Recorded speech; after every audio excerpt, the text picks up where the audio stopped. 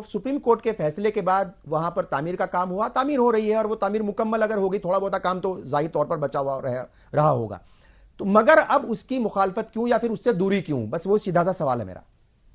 देखिए, ना राम से दूरी है ना अयोध्या से दूरी है कांग्रेस की। हाँ। अभी इतने बड़े पत्रकार और इतने जाने माने चेहरे और इतनी जानकारी इन्होंने नेहरू से लेके राजीव गांधी तक का पूरा इतिहास बता दिया कि राम के नाम पर अगर सबसे ज्यादा समर्पित भाव से किसी ने काम किया है तो कांग्रेस ने किया है। आज ये कांग्रेसों के अरमानों को फूल है चढ़ रहा है कि राम जी का धाम वहां पे बन रहा है। हम इससे खुश हैं। अयोध्या किसी के जागीर नहीं है, राम जी की जागीर है, राम लला की जागीर है। लेकिन ये जो योगी लला, मोदी लला, ये पहुंच के राम लला के अपमान करें, ये अपने आप में तौहीन की बात है कि राम के भाई कैसे तौहीन है?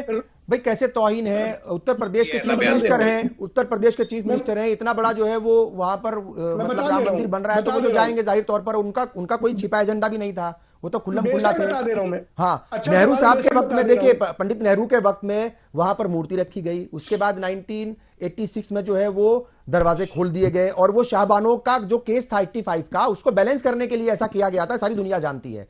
ठीक है साहब, तो इसमें कहीं कोई छिपी हुई बात नहीं है। कांग्रेस ने अगर राम मंदिर की सियासत की है तो वो पर्दे के पीछे से की है, कभी खुल करके नहीं की है, तो आप इस बात से भी इनकार नहीं कर सकते। आपको और पत्रकार साहब जो बैठे हुए इन्हें पता होगा कि नेहरू जी जितने साल प्रधानमंत्री रहे, कभी किसी धर्म के मंच पर धार्मिक सभा में बतौर प्रधानमंत्री नहीं है, क्योंकि उनका सपना था कि भारत सबका और सबके लिए है। यही कांग्रेस की बात है कि वो उसका हाथ सबके लिए और सबके साथ है। कांग्रेस किसी एक विशेष जाति, धर्म, संप्रदाय की पार्टी नहीं। और रही बात तौहीन की बात कर रहा हूं, तो जो लोग आडवाणी का भोपू पकड़कर घूमते थे, आज अयोध्या में उनके नाम का भोपू बज रहा है और आडवाणी जी गायब है। तौहीन की बात है। जो विनय कटियार ने अपने प्राणों के दांव लगा दिया, वो विनय कटियार का निमंत्रण नहीं है। जो उमा भारती ने मंचों पे चिल्ला चिल्ला के जन जागरण किया, उनका नाम नहीं है। आज बता दीजिए, माधुरी दीक्षित किस तरह से उमा भारती से बड़ी हो सकती है?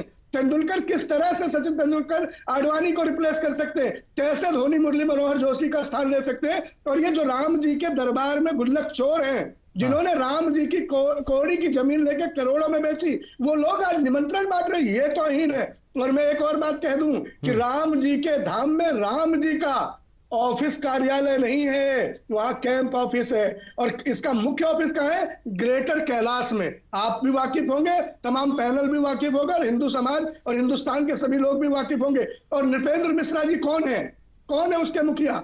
ट्रस्ट के मुखिया कौन है? नृपेंद्र जी नरेंद्र जी की परछाई है।